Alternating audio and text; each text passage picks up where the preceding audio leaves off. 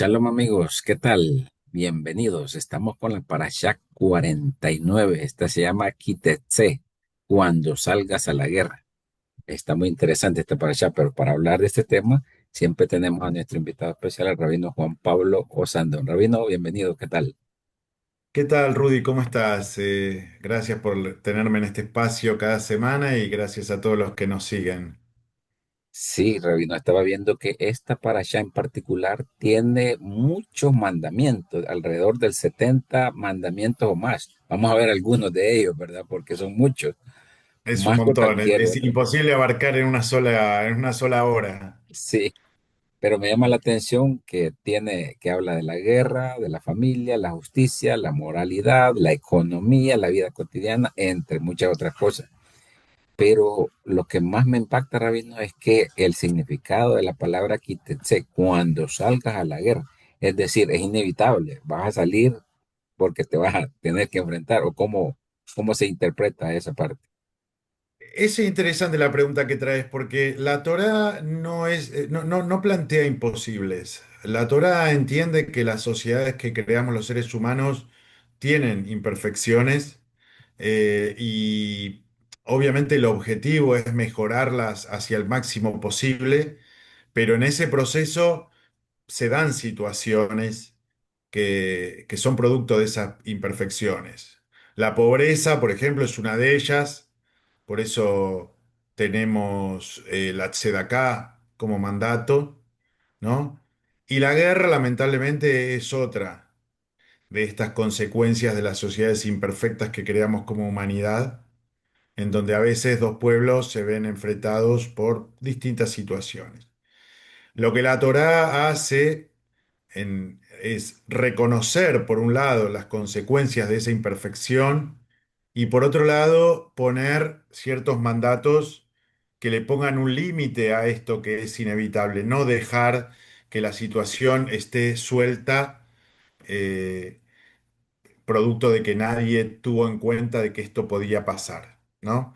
Entonces, lo primero que yo mencionaría, número uno, un tema que siempre se menciona mucho cuando los hacer Tadibrot o 10 mandamientos dicen no matarás, no asesinarás. Mucha gente toma de ahí el tema de la prohibición de ir a la guerra. No es correcto, ¿sí? El no matarás o efectivamente no asesinarás, como sería la traducción literal de los 10 mandamientos, se refiere a cuestiones que tienen que ver con la vida civil. Las cuestiones de la vida militar, llegado el caso de una inevitable guerra, están en gran parte aquí y en otros lugares de la Torah que ya hemos visto, ¿no? Y entonces aquí aparecen esta serie de mandamientos que principalmente lo que pretenden es restringir la violencia natural del ser humano en un conflicto de adrenalina máxima, ¿no? En un momento de adrenalina máxima.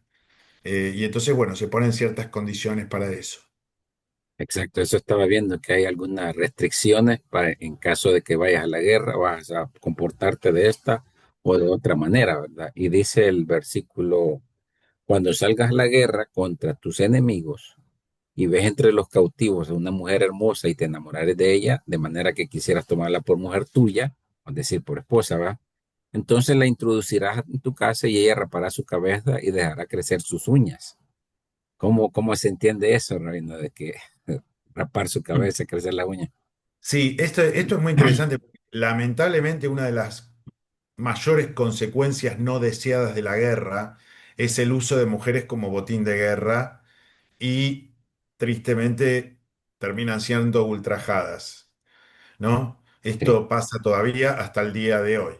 sí, La Torá lo que pretende es justamente, como sabe que en el instinto del hombre, y más pensando en el mundo antiguo, hoy obviamente hay otro tipo de visión de este tema, ¿no? Pero en el mundo antiguo el instinto del hombre era muy difícil de ser controlado y quizás no había una legislación que condene esto. Lo que la Torá te dice es, mira, si a vos te pasa esto y eventualmente querés tomar a esta mujer, no la tomes inmediatamente en el momento en el que aparece tu deseo, ¿sí? Llévala a tu casa, Y ahí la Torá da una serie de cosas que hay que hacer con esta mujer, como raparla, dejar que se le crezcan las uñas, o sea, dejar verla estéticamente de una manera vulnerable, que vos no te dejes arrastrar por esa primera pasión, que por ahí la viste linda, te gustó, ¿no?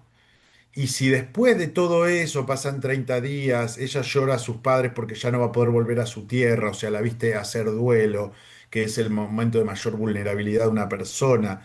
Si después de todo eso te sigue gustando, ok, tomala como esposa y dale la vida correspondiente a una esposa, ¿no? No es que la tomás como esposa y la tenés ahí abandonada. Si después de todo eso, que probablemente tu pasión se haya bajado y te diste cuenta que en realidad te dejaste llevar por tus bajos instintos, esa mujer no es la mujer que vos habías visto originalmente, mandala de vuelta a su tierra con sus padres y no le hagas nada, ¿no? Creo que es la condición que pone la Torá en este contexto para el instinto más básico del hombre en un conflicto, en un momento de un conflicto armado, ¿no? Como dije antes, con la adrenalina en un nivel muy alto y que normalmente producto de esto se suelen dar este tipo de este, transgresiones y errores en donde las mujeres se ven vulneradas. Sí, y también si la vas a dejar después de que estuviste con ella, porque no es lo que pensabas, tampoco la vas a maltratar, humillar o venderla como esclava, ¿verdad? No, es una ley de protección para la mujer, siempre pensando en un contexto histórico antiguo, ¿no? Hoy en día tenemos otras leyes de protección para la mujer, pero hay que pensar en la Torá muchas veces, como dice el gran intérprete moderno Casuto, ¿sí? Nosotros para interpretar la Torá tenemos que conocer también el contexto socioeconómico y cultural en el que la Torá fue entregada. ¿Sí? Porque si bien la Torá tiene un mensaje para todas las épocas, tiene un mensaje particularmente puntual para el momento cultural en el que fue entregado. Entonces, después de ahí nosotros extraemos mensajes para el día de hoy. Pero si nosotros pensamos en el mundo antiguo, en donde la mujer no tenía ningún derecho, de ningún tipo, que la Torá diga esto es un texto casi de vanguardia, diría, ¿no? Es una cosa absolutamente adelantada a su época. Bueno, por algo la Torá es la Torá, ¿no? Sí, sin embargo, todavía en la guerra se ven este tipo de ultrajes, ¿verdad, Rabino? Contra la mujer, porque estos mandamientos deberían ser universales, Rabino, no solo para el judaísmo. Sí, por supuesto, este tipo de cuestiones se tienen que tener en cuenta en todos los aspectos. Entiendo que hoy en día, por lo menos en lo que tiene que ver con el mundo occidental, los ejércitos tienen muchas legislaciones que tienen que ver con el respeto a las mujeres en los campos de batalla, pero bueno, lamentablemente no siempre ocurre. Sí, sí, lamentable. Bueno, pasemos a otro tema sobre el hijo rebelde, Rabino. Si un hombre tiene un hijo terco y rebelde que no obedece la voz de su padre ni de su madre, y todos los hombres, y luego más adelante dice, todos los hombres de la ciudad lo apedrearán hasta que muera. Así extirparás el mal de en medio de ti y de todo Israel oirá y temerá. Así de estricto, Rabino, ¿cómo se interpreta eso? ¿Verdad? Ese es un excelente párrafo, ¿no? Sí, es un párrafo que cuando uno lo lee literalmente, obviamente es muy complejo, ¿no? Lo pone a uno en una situación muy difícil. Mira, los rabinos han hablado bastante de este tema en el Talmud, y entonces, básicamente la conclusión a la que llegan los rabinos es, quiero aclarar algo antes. Nosotros no podemos anular las cosas que dice en la Torá, porque es la Torá, fue entregada por Dios. Pero a veces pasa que el tiempo avanza y las cuestiones sociales cambian y la perspectiva que nosotros tenemos de las cuestiones sociales cambia. Sí, ¿Sí? Hijos rebeldes va a haber siempre, porque de hecho es casi, te diría, la función del hijo, ser rebelde, ¿no? sí, Eh, pero lo que los rabinos han hecho en este párrafo y han hecho, por ejemplo, en lo que tiene que ver con la pena de muerte, es que le han puesto tantas condiciones a, a cumplir ese estatus, digamos. Han puesto tantas condiciones para poner a un hijo en la categoría de rebelde que nunca nadie va a cumplir con eso, ¿no? Entonces, prácticamente la ley sigue vigente, pero en la práctica se anula. digamos, porque nadie nunca va a cumplir esas condiciones, ¿no? Eh, bueno, ha quedado como un párrafo anecdótico que muchas veces los educadores y los padres usamos para apaciguar un poco la rebeldía de nuestros hijos. Mirá lo que dice la Torá respecto a lo que tengo que hacer con la rebeldía, pero claramente es algo que no, que hoy no lo vemos con una perspectiva de vigencia, básicamente porque más allá de que tengamos algún hijo rebelde o que haga algunas cosas que a nosotros no nos gustan, siguen siendo nuestros hijos y nosotros los amamos, digamos, y hacemos todo lo posible para acompañarlos en esa rebeldía, aunque no nos agrade. Sí, es muy difícil querer dañar a un hijo a pesar que se porte mal. No, por supuesto, por supuesto. Sí, pero bueno, luego viene otro tema, digamos, que no dejar el cadáver colgado, Rabino. Cuando un hombre hubiere pecado y fuere clavado en madero, no dejará su cadáver en el madero durante la noche, porque maldito o despreciado por Dios es el colgado, dice Rabino. Como, Sí, acá viene un tema que es muy importante desde lo legal judío, pero que también es muy importante en lo que tiene que ver con la historia general del vínculo entre el mundo judío y el mundo católico o cristiano. Eh, Primero, en lo que tiene que ver específicamente con los judíos, el mandato es: ningún cuerpo puede pasar la noche eh, sin ser enterrado. Esto se ha extendido a una regla general, ¿no? Si bien obviamente hay cuestiones de la ley civil que a veces obviamente los judíos tenemos que respetar en los países en los que vivimos. Yo no tengo bien claro cómo es aquí en El Salvador, sinceramente, pero por ejemplo, en Argentina hay un mínimo de horas en los que uno tiene que velar al muerto, que creo que son 12 si no me equivoco, ¿no? Pero en el judaísmo tradicionalmente lo ideal es enterrar lo más rápido posible. El mismo día mejor. Incluso en Israel se entierra de noche, sí, para enterrar a las personas lo más rápido posible, ¿no? Bueno, tiene que ver con esta idea que es una única mitzvah que abarca todo lo que tiene que ver con las costumbres de duelo y la muerte, que es el honor al muerto, Kbod Hamet. ¿Sí? Y bueno, dejarlo a la intemperie, dejarlo fuera, para nosotros eso es un deshonor. En el caso de que haya velatorio, porque la ley lo obliga o demás, la velación es a cajón cerrado, ¿sí? Porque una vez que el cuerpo es preparado, luego los rituales de purificación para ser enterrado, ya nadie más lo puede volver a ver. ¿Sí? Y bueno, eso más o menos a modo general.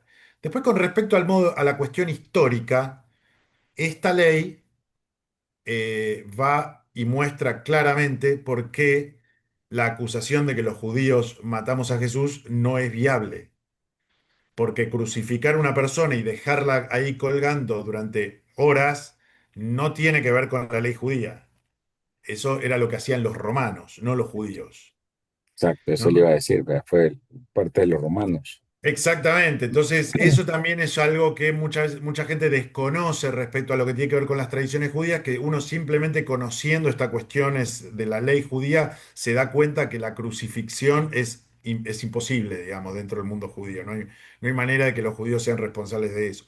Pero bueno, un poquito para poner los dos panoramas sobre esta ley, ¿no? Sí, interesante porque por mucho tiempo, o hace muchas décadas, se decía que los judíos habían colgado, matado a Jesús, pero realmente fueron los romanos los que hicieron eso.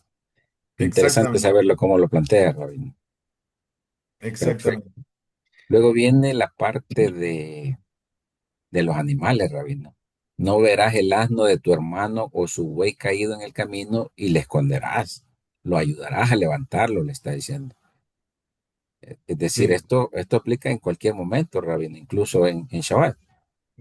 Bueno, sí, o sea. A ver, hay una cuestión que tiene que ver con el tema del animal, ¿sí? De ayudar al prójimo, ¿no? Como una idea general. El caso de Shabbat es un poco es distinto porque en teoría una persona no debería andar con su animal en Shabbat, ¿no? Pero Sí, independientemente de esta cuestión que tiene que ver específicamente con el día sagrado, ampliándolo a todos los momentos generales de la vida, básicamente lo que este mandamiento nos dice es, vos no te puedes entender frente al problema del otro. Vos tenés que, si sabes que el otro tiene un problema, tenés que ayudarlo. Y es más, esta ley, acá aparece el caso del amigo, pero en otro lugar de la Torah aparece algo bastante similar en el caso del enemigo, de aquella sí. persona con la que uno está peleado, enojado por cualquier motivo, ¿sí? O sea que básicamente, como cuestión general, uno no se puede desentender de los problemas de los demás. Decir no es mi problema, a mí no me importa, no vale, digamos. Es decir, si hay un problema, hay una necesidad de otra persona, incluso mi enemigo, debo, por ley, Involucrar, vale aquí decirlo que por ley debo ayudarlo. involucrarme y ayudar. Si está en mi poder ayudar y hacer algo, debo hacerlo. No debemos hacerlo los desentendidos. Perfecto. Luego viene cuando uno va a construir una casa, Rabino, los techos. Cuando edifiques una casa nueva, harás una barandilla para tu techo, para que no ponga sangre en tu casa si alguien cae de él. Esta es Eh, otra mitzvah muy importante porque acá se invierte lo anterior, pero tampoco te permite desentenderte, ¿no? Vos sos responsable, si podés ayudar a alguien, de lo que le pasa, y también sos responsable de lo que le pasa a una persona dentro de tu propiedad o con tus propiedades. ¿No? O sea, no vale decir, bueno, yo en mi casa tengo los cables sueltos y, y da electricidad en las paredes y yo sé cómo manejarme en mi casa y si invito a alguien y se queda electrocutado, problema de él. No, no. Uno tiene que ser responsable con sus cosas para tener cuidado con los demás. Si vos vas a salir conduciendo un carro a la calle, tenés que tener el cuidado de que cada tanto el mecánico lo vea para asegurarse de que tus frenos andan bien, ¿no? O sea, pongo estos ejemplos para tratar de bajarlo un poco a la vida cotidiana, ¿no? Tratar de sí. entender esto desde el punto de vista de lo que nos puede llegar a pasar hoy. Nuestras propiedades, nuestros objetos, es nuestra responsabilidad que estén en las condiciones necesarias para que no le generen un daño a otro. Entonces esto es para prevenir daños, ¿verdad, Rabino? Exactamente, es Y preventivo. es preventivo, pero en caso de que sucedan daños hay que responder civilmente, Rabino. Sí, bueno, ahí ya entramos con la cuestión de todo lo que hemos hablado Sí, oportunamente, de todo lo que una persona tiene que hacerse cargo frente a un daño civil, ¿no? exacto. Hay que responder por los daños o reparar o cubrir los gastos de los daños, ¿verdad? A eso nos Exactamente. invita la Torah. Perfecto. Luego viene cuando un hombre casado y una mujer son hallados culpables, Rabino. Dice, cuando fuera hallado un hombre acostado con una mujer que tenga marido, ambos, dice, morirán. El hombre que se acostó con la mujer y la mujer. Y así exterminará el mal en medio de ellos. Aquí a los dos, Rabino. Y comúnmente siempre hemos venido con la idea de que casi que solo a la mujer le cae la culpa. Bueno, porque no nos tenemos que olvidar que en su momento hemos visto en el libro de Baikra, del Levítico, cuando aparecen las leyes que tienen que ver con las restricciones sexuales, ¿sí? Que dentro de lo que normalmente se llama incesto, que en el judaísmo es un poquito más amplio porque hay algunos vínculos que no son necesariamente sanguíneos que igual están prohibidos, está incluido también el adulterio. O sea, el adulterio está visto dentro de la tradición judía como algo tan grave como el incesto, ¿sí? Entonces, claro, por supuesto, hemos también hablado oportunamente de la gravedad del incesto a nivel cultural, social, religioso, y cómo el judaísmo lo ve al punto tal de que uno debe dejarse matar si es forzado a cometer una relación sexual incestuosa, ¿no? Entonces, claro, teniendo en cuenta ese parámetro, eh, no es de extrañar que la Torá ponga esto. Bueno, hoy en día creo que igual la infidelidad no tiene pena de muerte, por lo menos en ningún país occidental, pero sí es importante como idea general que la Torá pone a los dos, a las dos personas como responsables del acto, porque como vos bien decís, normalmente se suele quizás poner un poco más de responsabilidad sobre la mujer. No, los responsables son los dos. Sí, Los dos se han equivocado. Y obviamente también yo lo invertiría, ¿no? Tanto a cuando el hombre está casado como cuando la mujer está casada. En el sentido de, si vos estás casado, estás casada, debes fidelidad a tu pareja, en todo caso te divorciarás, no sé si no estás conforme. Y si vos no estás casado, bueno, no andés buscando gente casada, digamos. sí, Buscá a alguien que no esté casado, ¿no? Entonces, eso para redondear esta idea. para ordenar, perfecto. Luego viene la usura, Rabino. Ya hemos hablado de la usura también Sí, en otros momentos, ¿verdad? Que no hay que ser o prestar con usura, ¿verdad? Ni mucho menos a tu familia. Luego sí, sí. también quería destacar lo del divorcio, Rabino. Dice, cuando alguno tomare mujer casándose con ella y sucediere que ella no le agradare por haber él hallado en ella alguna cosa indecente, le escribirá carta de divorcio y la pondrá en su mano y le despedirá de su casa. Aquí está claro, Rabino, que el divorcio es permitido en el judaísmo, mas El, no di- en el cristianismo. el divorcio es permitido en el judaísmo. De hecho, está bien clara cuál es la ley con respecto al divorcio en la Torá, cosa que no, la Torá no manifiesta respecto al tema del casamiento. ¿Sí? El casamiento, todo lo que tiene que ver con los rituales del casamiento son de orden rabínico. Lo que tiene que ver con el divorcio viene directamente de la Torá. Al día de hoy todavía se sigue haciendo exactamente igual. Se escribe un documento que se escribe en un pergamino, escrito a mano, con tinta, se sigue haciendo exactamente igual que hace 1000, 2000 años, 2500 años, desde la época de la Torá, más de 3000 años, se viene haciendo exactamente de la misma manera. El hombre le entrega a la mujer este documento y el matrimonio está finalizado y cualquiera de los dos puede volver a rehacer su vida. No, no es complicado el divorcio, Rabino, en el judaísmo. En otras religiones tiene una infinidad de trabas que por la No suele iglesia ser tiene. complicado el divorcio en el judaísmo. Lo único que todavía, que la Torá manifiesta y que todavía sostenemos es que el hombre es el que le tiene que entregar el divorcio a la mujer. Entonces a veces puede llegar a surgir algún tipo de inconveniente cuando el hombre no quiere entregarle ese divorcio a la mujer. Hay algunos motivos por los cuales la mujer puede pedir el divorcio. Y hay algunos motivos también por los cuales los rabinos han creado algunas leyes paralelas que fuercen al hombre a entregar el divorcio, ¿no? Porque no se ve de manera justa que una persona se quede anclada en una pareja que lamentablemente ya si está probado que no funciona, digamos, claramente que bueno, que cada uno rehaga su vida y lo pueda continuar de la mejor manera. Me parece muy, muy atinado, Rabino, esto pues sí, si ya no se pueden vivir, ya no pueden El ideal convivir. es que cuando uno se casa sea para siempre, y de hecho cuando uno se casa lo hace con esa idea y esa perspectiva, pero bueno, Sí, puede pasar, ¿no? Que uno con el paso de los años se dé cuenta que la pareja no funciona, que la pareja, que las personas han crecido de manera diferente o con diferentes intereses o con diferentes objetivos y eso haga inviable la pareja. Bueno, pueden pasar infinidad de cosas, ¿no? sí, pero es preferible, ¿verdad? Divorciarse a que se estén peleando, maltratando, teniendo una vida de desquiciada, Es por que es decirlo así. condenarse a la infelicidad, ¿no? Sí, sí, sí. Sí, yo creo que sí es bueno divorciarse y buscar, pues, otra forma o otra pareja, ¿verdad? Con la cual compartir y convivir la vida, porque para de eso se Exacto, trata, ser felices, no estar exacto. mortificándose uno al otro, ¿verdad? Interesante. La justicia económica, Rabino, no retener el salario, no oprimirás al jornalero pobre y necesitado, le darás su jornal en su día.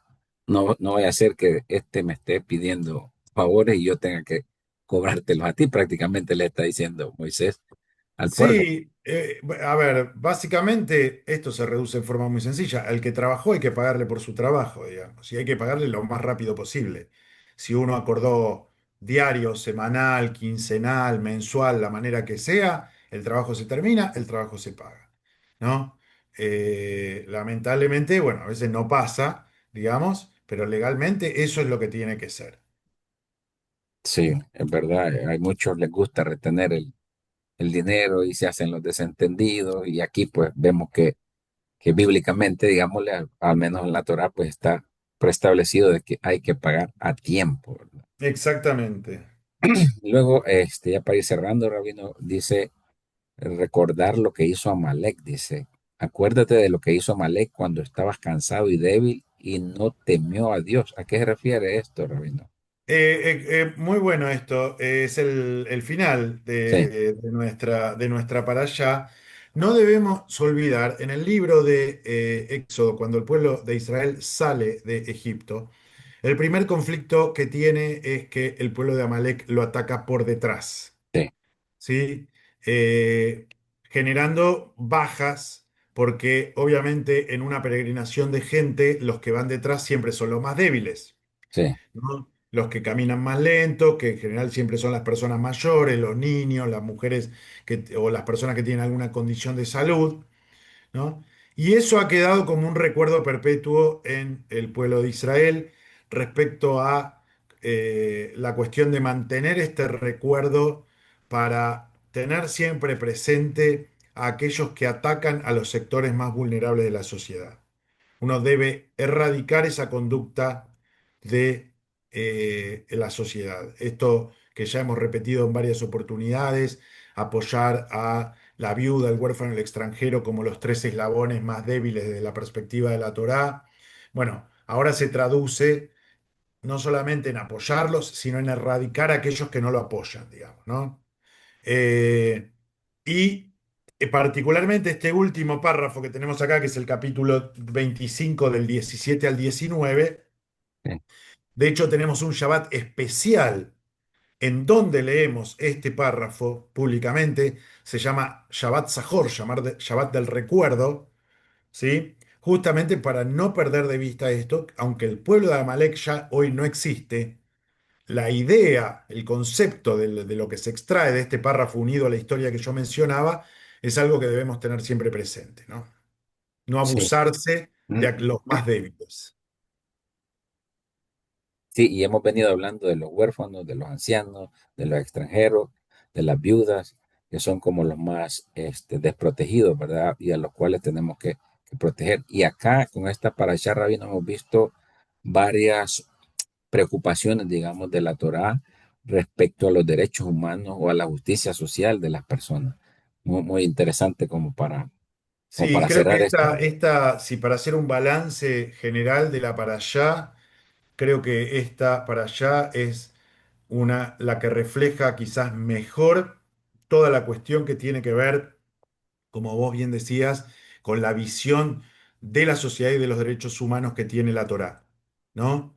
Desde que empezamos con el tema de la guerra, el conflicto no te puede permitir hacer cualquier cosa. Terminamos con Amalek, que justamente es el pueblo que en el medio del conflicto hizo cualquier cosa, Sí, ¿no? Y en el medio todas las cuestiones que tienen que ver con lo civil, que están bastante amplias en lo matrimonial, en el vínculo familiar, padres con hijos, esposas con esposos y viceversa, en lo laboral, en lo económico, digamos, realmente abarca esta para allá todos los aspectos de lo que hacen a una sociedad, ¿no? perfecto, Rabino. Muy interesante, pero no pudimos verlo todo, pero si les interesa, pues a las personas pueden leerlo, ya tienen un panorama de qué se trata y creo que hay mucho aprendizaje en esto, Rabino. Gracias, toda Rabá. Gracias a ti, gracias a todos los que nos siguen y los esperamos la próxima semana. Vemos la Shalom. próxima semana. Shalom a todos.